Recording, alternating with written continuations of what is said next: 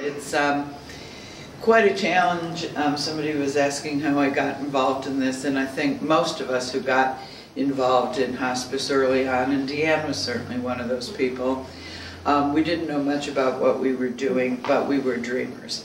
And we really believed if a bunch of people worked together and constantly put their minds together, that you could make a difference in the world, and our difference was going to be how people's lives came to a close and how the bereaved healed in our community. And we're at least part of the way making that difference, but we've been able to do it because people like yourselves are constantly feeding information and feedback to us and thwapping us a little bit when we're missing the point because we have our nose too close to it. So we hope you will be our friends for life as well. And tell us the good and the bad.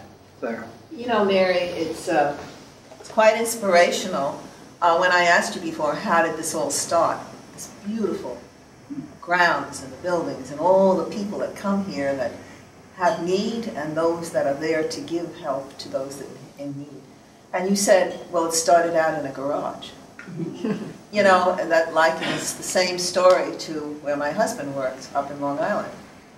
Leroy Grumman started in a garage with several engineers, and look what happened to Grumman, grandiose airplane manufacturer, and also helped, you know, take the men to the moon. So from a garage, look what can happen. We really were. And you said you have a dream. And you had the dream. And then we moved out of the garage and we moved to a tin, you know, warehouse. And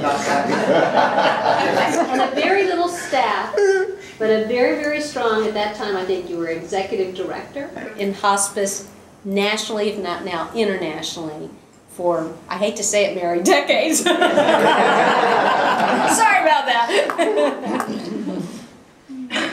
So true. It's about people pulling together and doing what everybody can. And we indeed were in a single car garage attached to somebody's house. Then we got part of the house and we used to keep all the medical supplies in the shower. And we used to keep all the medical equipment. I mean, we had hospital beds, wheelchairs, and walkers in the bathtub. Oh. You know, and if you ever needed to talk to somebody about something private, you had to go in the bathroom. One sat on the side of the tub and the other one on the toilet. So it makes you humble. And I was saying to Claire, a lot of miraculous things have happened to us through the years. We've always met the right people at the right time. I was talking about in that garage, thinking on a Friday, we cannot be open on Monday. We don't have a penny. We don't have any place more to borrow. And a gentleman walked through the door at 4:30 on Friday afternoon and gave us a $5,000 check.